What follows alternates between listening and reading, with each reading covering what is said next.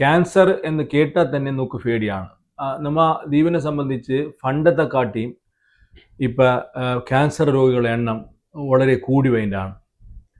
അപ്പോൾ ഇത് ക്യാൻസർ ശരിക്കും ചികിത്സിച്ചാൽ ഭേദമാകുക, ഇല്ല ഈ ക്യാൻസർ വന്ന രോഗിക്ക് ബേജാറ് വേണങ്ങ, ഇത്യാദി കാര്യങ്ങളെക്കുറിച്ച് കൂടുതൽ വിവരം അറിയാൻ വേണ്ടി ഇന്ന് കടമത്ത് വിഷനോടൊപ്പം ആരോഗ്യ വിചാരത്തിൽ ഇന്ദിരാഗാന്ധി ഹോസ്പിറ്റൽ ക്യാൻസർ രോഗ വിദഗ്ധൻ ഡോക്ടർ അസ്ഹർ അലിയാണ് ഇന്ന് നമ്മളോടൊപ്പം. അസ്സലാമു അലൈക്കും. വലൈക്കും അസ്സലാം. ആരോഗ്യ വിചാരം എന്ന ഈ പരിപാടിയിലേക്ക് സാറിനെ സ്വാഗതം ചെയ്യുന്നു. വളരെ നന്ദിയുണ്ട്. ഈ കടമത്ത് വിഷൻ ഞാൻ കണ്ടപ്പോൾ തന്നെ പലതും വ്യത്യസ്തമായിട്ട് ചെയ്യുന്ന ഒരു പല വ്യക്തികളുമായിട്ടുള്ള ഇൻ്റർവ്യൂ, പല നാടൻ കലാകാരന്മാരുമായിട്ടുള്ള ഇൻ്റർവ്യൂ, അങ്ങനെ വളരെ വ്യത്യസ്തമായ ഒരു ഇതാണ് കടമത്ത് വിഷൻ. വളരെ നന്ദിയുണ്ട് ഈ ഇതിൽ ക്ഷണിച്ചത്. അപ്പോൾ സാറ് ഇപ്പം ക്യാൻസർ ഇപ്പം നമ്മൾ ആദ്യം പറഞ്ഞ പോലെ നമ്മ ദ്വീപിൽ പണ്ടത്തെ കാട്ടി ഇപ്പം വ്യാപനം കൂടുതലാണ്, സാറിന് അറിയുകയാണ്. അപ്പം ഇത് ഇപ്പം നാക്കായാലും ഒരു ഭയം വരും. ഇനി തന്നെ കുടുംബത്തിൽ വന്ന ബാക്കിയുള്ളവർക്ക് മറ്റു രോഗത്തെ കാട്ടി ഭയം ഉളവാക്കേണ്ട ഒരു രോഗമാണ്. അപ്പൊ പ്രത്യേകിച്ച് ഈ രോഗങ്ങളുടെ വ്യാപനം ഇങ്ങനെ വരുവാണ്. ഇപ്പൊ പല പെണ്ണുങ്ങൾക്കാണെങ്കിലും ആണുങ്ങൾക്കാകും പല രീതിയിലുള്ള ക്യാൻസർ വേണ്ടി ഇല്ലാസറേ.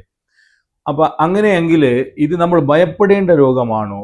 ഇത് പെട്ടെന്ന് നമുക്ക് വന്നു കഴിഞ്ഞാൽ ഇത് മാറ്റുവാൻ കളയുക, പിന്നെ എന്ത് നമ്മ ഭക്ഷണക്രമം കൊണ്ടോ അല്ലെങ്കിൽ നമ്മ ജീവിതചര്യകൾ കൊണ്ടോ എന്നുള്ളത് എങ്ങനെയാണെന്നുള്ളതൊന്ന് സാറൊന്ന് പറയണം. ക്യാൻസർ എപ്പോഴും എല്ലാവരും ഒരു പേടിക്കേണ്ട രോഗമാണ്. കാരണം ക്യാൻസർ വന്നു കഴിഞ്ഞാൽ മരിച്ചു എന്നുള്ള ഒരു പേടിയാണ്. അപ്പൊ ശരിക്കും പറഞ്ഞാൽ ക്യാൻസർ പല ജാതി ക്യാൻസർ ഉണ്ട്. അതനുസരിച്ച് സ്റ്റേജ് അനുസരിച്ച് വ്യത്യാസം ഉണ്ടാവും, അതിന് സൈറ്റ് എവിടെയാണ് ഉള്ളത് അതിനനുസരിച്ച് വ്യത്യാസങ്ങളുണ്ടാവും. പക്ഷെ ക്യാൻസറിന് പല കാരണങ്ങളുണ്ട്. ഇപ്പൊ ഉദാഹരണം പറഞ്ഞാൽ ജനറ്റിക്, ചിലപ്പോൾ നമ്മ ജീൻസിനുള്ളിൽ തന്നെ ക്യാൻസറിന്റെ ജീൻ ഉണ്ടാവും. അങ്ങനെയുള്ള ആളുകൾക്ക് ഇനിയും ക്യാൻസർ വരാനുള്ള സാധ്യത വളരെ കൂടുതലാണ്. പിന്നെ നമ്മ ജീവിതശൈലി, പണ്ടത്തെ പോലെയുള്ള അധ്വാനങ്ങളോ മറ്റേ നമ്മ ഫിസിക്കൽ ആക്ടിവിറ്റിയോ എല്ലാം നോക്കി ഇപ്പൊ ഇല്ല, മടിയന്മാരായി. ഭക്ഷണശീലങ്ങളാണെങ്കിൽ കൂടുതലും ജങ്ക് ഫുഡ്സ്, വെയിറ്റ് കൂടുണ്ട്, ഒബീസിറ്റി, അമിതവണ്ണം, പൊണ്ണത്തടി, പിന്നെ സ്മോക്കിങ് ഇല്ലേ, ഇങ്ങനത്തെ കുറെ ജീവിതശൈലിയെല്ലാം മാറിയതോടുകൂടി നമുക്ക് പല അസുഖങ്ങൾ ക്യാൻസർ. അതായത് ഇപ്പൊ പണ്ടിപ്പോ ഉമ്മമാരെങ്കിൽ ആട്ടുകല്ലിങ്ങനെ അമ്മിയരക്കണുണ്ട്, അപ്പൊ അതൊരു വ്യായാമം നല്ല രീതിക്ക് മീൻ പിടിപ്പാൻ പോണ്ടേ, മറ്റേ വലിപ്പാൻ പോണ്ടേ, അങ്ങനത്തെ എല്ലാം ഉള്ള ഒരുപാട് ആക്ടിവിറ്റി ഇപ്പൊ തീരെയില്ല. അതുകൊണ്ട് തന്നെ നമുക്ക് പല ക്യാൻസർ മാത്രമില്ല, പല ഇതുള്ള ക്യാൻസർ, അതിൽ ഒബീസിറ്റി, അമിതവണ്ണം, ഇതെല്ലാം വലിയൊരു റിസ്ക് ഫാക്ടറാണ് നമ്മ. ഇപ്പൊ സാറിന് ഇത് അതിന്റെ ആൾക്കാരിൽ കൂടുതൽ ഏത് ക്യാൻസർ ആണ് കാണപ്പെടുന്നത്? ഇപ്പൊ ഏകദേശമുള്ള എല്ലാ ക്യാൻസറും നമുക്ക് ഇവിടെ വൈൻഡ് എന്നുള്ളതാണ്. പെണ്ണുങ്ങളെ സംബന്ധിച്ച് പറയുകയാണെങ്കിൽ പെണ്ണിയൊക്കെ കൂടുതലും മെയിൻ ബ്രസ്റ്റ് ക്യാൻസർ ആണ്. അതായത് 26 വയസ്സുള്ള പെമ്മക്കൊക്കെ ക്യാൻസർ, ബ്രസ്റ്റ് ക്യാൻസർ തന്നെ, 70 വയസ്സുള്ള ക്യാൻസർ തന്നെ. ബ്രസ്റ്റ് ക്യാൻസർ എപ്പോഴും ഒരു കോമൺ ലോകത്തിൽ തന്നെ കോമൺ ആണ്, അതുപോലെ നമ്മുടെ നാട്ടിൽ കോമൺ ആണ്. പിന്നെ അതുപോലെ തന്നെ ഈ ഇത് വായിലെ ക്യാൻസർ, വായിലും തൊണ്ടയിലും, അത് ആണിയൊക്കെ കൊണ്ട് പെണ്ണിയൊക്കെ കൊണ്ട് പുകവലി, പിന്നെ അതുപോലെ തന്നെ അങ്ങനത്തെ ഉള്ള ക്യാൻസർക്കെല്ലാം വരാൻ ചാൻസ്. പിന്നെ കോളോറക്ടൽ, വൻകുടലിന് വരുന്ന ക്യാൻസർ, അത് ആണുങ്ങൾക്കും കൂടുതലുണ്ട്, പിന്നെ കുറച്ച് പെണ്ണുങ്ങൾക്കും ഇപ്പൊ ഉണ്ട്. പിന്നെ ആണുങ്ങൾക്ക് വരുന്ന പ്രോസ്റ്റേറ്റ് ഗ്രന്ഥി ക്യാൻസർ, ലിവറിന്റെ ക്യാൻസർ, പിന്നെ സ്ത്രീകൾക്കാണെങ്കിൽ എൻഡോമെട്രിയം, ഗർഭാശയമുഖം, അവിടെയുള്ള ക്യാൻസർ എല്ലാം ഇപ്പൊ കൂടുതലായിട്ട് നമുക്ക് ഇവിടെ കിട്ടേണ്ടതെന്നുള്ളതാണ്. വേറൊരു വിഷയമൊന്നുമില്ല, ഈ ക്യാൻസർ വൈദ്യത്തിന് ഒരു ഭയം കൂടുതൽ ഉളവാക്കണമെന്നില്ല, ഇതിന് ചികിത്സ ഭയങ്കര കൂടുതലില്ലേ. അപ്പൊ ആളുകളെ സംബന്ധിച്ച്, ഒരു സാധാരണക്കാരനെ സംബന്ധിച്ചിടത്തോളം ഓനും ഈ ക്യാൻസർ വന്നതിന് ശേഷം ഏറ്റവും കൂടുതൽ ഭയം ഇതിനാ ട്രീറ്റ്മെന്റ് കാര്യങ്ങൾ ഉദ്ദേശിച്ചാണ്. അപ്പൊ അത് അതിനാ ചികിത്സ ഇത്ര കോസ്റ്റിലാണെങ്കിൽ തന്നെ നമുക്ക് സർക്കാർ ബേസിൽ ഇതിന് ചെയ്യാനുള്ള സംവിധാനങ്ങളെല്ലാം ഉണ്ടില്ലേ. നമുക്ക് ഇവിടെ കവരത്തിയില് കോസ്റ്റിൽ വെച്ചാൽ ഒരു മെഡിസിനും 70,000 ഉറുപ്പ്യ വരുന്ന മരുന്നുകളുണ്ട് ഒരു മെഡിസിൻ. അങ്ങനത്തെ ഒരു 12 മെഡിസിൻ ബൈൻഡത്തേക്ക് നമ്മ അവസ്ഥ ഒന്ന് ആലോചിച്ചു. മാത്രമല്ല കരിപ്പൂയി നിന്നുള്ള ചില മെഡിസിന് ചികിത്സ ഫ്രീ ആയാൽ തന്നെ നമുക്ക് അവിടെ നിന്ന് അക്കോമഡേഷൻ, ഫുഡ്, ഇതിനെല്ലാം ചിലവ് ബൈൻഡ്. കടമത്തുള്ള പല പേഷ്യൻസും ജമ്മം വിറ്റ് ചികിത്സിച്ചുകൊണ്ട് പണ്ട്. പക്ഷെ അതെല്ലാം ഒരു ഇതായിക്കൊണ്ട് ഇപ്പൊ ഇവിടെ കവരത്തിയിൽ ഒരു കീമോതെറാപ്പി സ്റ്റാർട്ട് ചെയ്യുന്നത്.